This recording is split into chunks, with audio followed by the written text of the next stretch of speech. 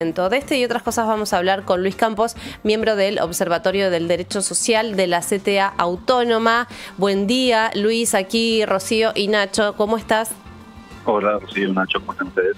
Bien, bueno, queríamos dialogar con vos respecto de esta situación, ¿no? Cómo en estos 8 meses del gobierno de Javier Milei, digamos, hay una recesión que no para y que se siente en el mercado laboral. ¿Cuáles son las estadísticas que ustedes tienen allí para analizar?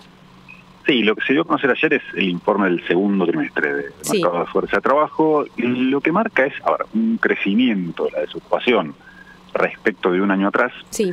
Y esto vale la pena hacer la aclaración metodológica en las comparaciones, mirar el mismo trimestre del año anterior y no tanto la comparación con el trimestre consecutivo anterior. Es decir, claro, no el primer trimestre de 2024, sino el comparativo del año anterior. Okay. Y esto básicamente por cuestiones estacionales, no se comporta de la misma manera el empleo en los distintos trimestres, por ende siempre es preferible para ver qué está pasando en el mercado de fuerza de trabajo, mirar trimestres, los mismos trimestres de distintos años. Ahí sí tenemos, en comparación con un año atrás, un crecimiento importante de la desocupación, pasó del 6,2 un año atrás al 7,6 en la actualidad. Es algo que era esperable dado el nivel de deterioro de la actividad económica. Venimos de 3 trimestres consecutivos de caída de la actividad económica, así que lo lógico era esperar un crecimiento de la desocupación que, y acá entramos dentro del terreno de la interpretación, no fue tan pronunciada como podía presuponerse dado el nivel de deterioro de la actividad económica. Bien, o sea que el deterioro de la actividad económica es muy importante y se esperaba quizás un daño mucho mayor a nivel de mercado laboral, algo así. Exactamente. Y esto porque ahí sí nos tenemos que empezar a meter en la letra chica de los datos del mercado de fuerza de trabajo. Lo que todo parece indicar es que vamos a un tipo de crisis donde el ajuste no va a ser por un crecimiento muy fuerte de la desocupación, como podría haber sido en los años 90 o a principios de los años 2000, sino fundamentalmente por un crecimiento de la precariedad ocupacional.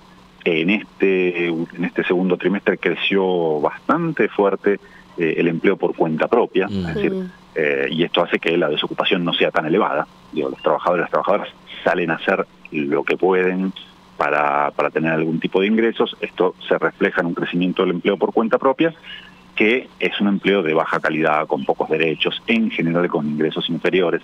Así que por ahí hay un mecanismo de ajuste que hace que la tasa de desocupación no crezca tanto. Claro. Y la segunda cuestión es que vamos hacia un ajuste más por el lado de los ingresos, es decir, una caída salarial muy importante que va a afectar fundamentalmente o que viene afectando fundamentalmente a los trabajadores del sector público, que tienen una caída de más del 20% en términos reales en comparación con el año pasado, y al sector informal, al sector cuenta propia, las changas, que es algo que vamos a ver seguramente la semana que viene cuando se publiquen los datos de pobreza e indigencia del primer semestre del año. Entonces, Luis, lo que se va a ver en este periodo o tal vez en esta era es más o menos desocupación, pero más asalariados sin poder cubrir sus necesidades básicas. Sí, te diría, una desocupación no tan alta como la que podríamos esperar dado el nivel de destrucción de la actividad económica. Es decir, vamos a ver una desocupación relativamente elevada. Igualmente, este 7,6%, en términos históricos, te diría, no es de las más elevadas. Ahora, lo que sí es cierto es que vamos a ver muchos trabajadores y trabajadoras que no van a tener ingresos suficientes para satisfacer la compra de una canasta de bienes y servicios, que es lo que se determina como línea de pobreza o la línea de indigencia, básicamente la compra de alimentos. O también lo que vamos a ver es muchos trabajadores y trabajadoras que se insertan en el mercado de fuerza de trabajo de una manera extremadamente precaria. Es decir, que no tienen cobertura de la legislación laboral, que no tienen cobertura de convenios colectivos de trabajo, que tienen que hacer jornadas de trabajo sumamente extensas para seguir manteniendo un determinado nivel de ingresos. Pensemos en hoy un trabajador, una especie de historia de vida ficticia, un trabajador que fue despedido de algún establecimiento industrial o algún establecimiento de servicios, que salió con su auto a hacer una changa por vía de una aplicación. Esto en términos de ocupación no tiene ningún impacto estadístico porque ese trabajador sigue estando ocupado. Claro. Lo que pasa es que dejó de ser un asalariado registrado en el sector privado para pasar a ser un trabajador por cuenta propia. Con lo que significa eso que tiene que pagar, si pudiera, ¿no? Una obra social, ¿no? Deja de tener aportes. Y si se enfermó no trabaja y no cobra. Claro. O si le cayeron la cantidad de viajes, porque hay muchos otros trabajadores que están haciendo lo mismo, en lugar de trabajar 8 o 10 horas, tiene que trabajar 12 para seguir haciendo el mismo nivel de ingresos. De vuelta, esto no se va a traducir en un aumento de la tasa de desocupación, porque ese trabajador sigue estando ocupado para el INDEC. Cuando viene el encuestador a preguntarle, la respuesta va a ser, sí, estoy ocupado, estoy trabajando. Claro. Lo que va a variar es el ingreso disponible, lo que va a variar va a ser la cantidad de horas que trabaja, y ni que hablar preguntas que no hace el INDEC porque que no está dentro del esquema de la encuesta, pero es un trabajador que no tiene vacaciones, no tiene aguinaldo, si se enferma, si tiene un accidente, los días que no trabaja no cobra, con lo cual vamos a un mercado de fuerza de trabajo mucho más precarizado en términos de acceso a derechos, que no necesariamente se van a ver reflejados en un fuerte aumento de la tasa de desocupación.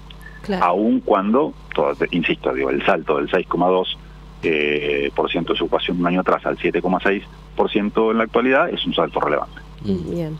Sí, es un panorama que de alguna manera empezó, ¿no? Hace algunos años, con los trabajadores de la aplicación, pero quizás se veía como una alternativa para determinado sector que no lograba ingresar al mercado formal, quizás un sector más joven. Ahora lo que se ve es que personas adultas que perdieron un trabajo, incluso esto ya es un comentario de cercanía, ¿no? Personas adultas mayores que empiezan a trabajar, por ejemplo, en Uber. ¿Vos qué pudiste observar de eso? Ahora, el mercado de fuerza de trabajo en nuestro país no crea de manera sostenida puestos, no crea nuevos empleos de manera sostenida desde el año 2012. O sea, van 12 años y contando de un mercado de fuerza de trabajo que no crea puesto de trabajo y que tiene que ver con lo que está pasando con la actividad económica. La actividad económica también no crece de manera sostenida desde el año 2012 en adelante.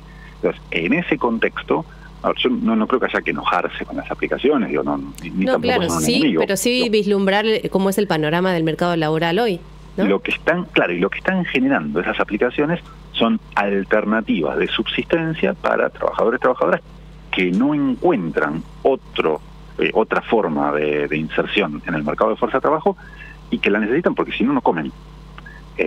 Ahora, obviamente, después, ¿qué tienen esas aplicaciones? Bueno, otro montón de aspectos adicionales que, por ejemplo, para trabajadores, trabajadoras jóvenes, es algo que lo viven como algo muy positivo, como por ejemplo la flexibilidad horaria. Claro. Bueno, trabajo en la hora que quiero, me conecto, me desconecto. Y esas son formas de ir adaptándose al mercado de fuerza de trabajo y a las necesidades de determinados grupos etarios, si quieren.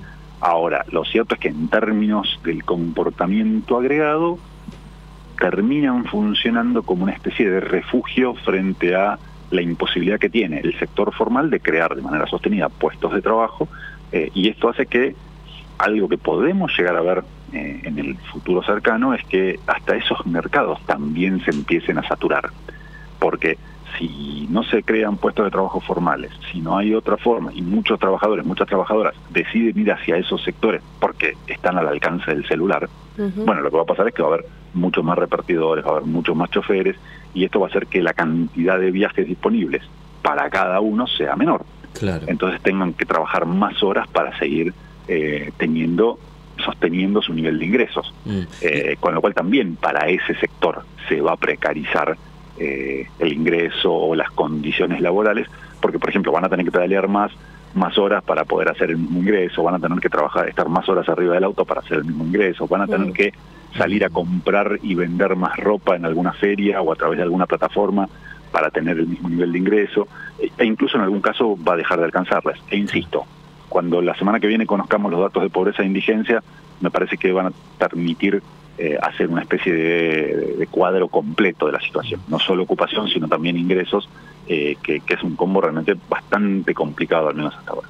Con todos estos datos, Luis, ¿se puede calcular cuánto debe trabajar una persona o cuánto tiene que estar en horas de trabajo para alcanzar las necesidades básicas?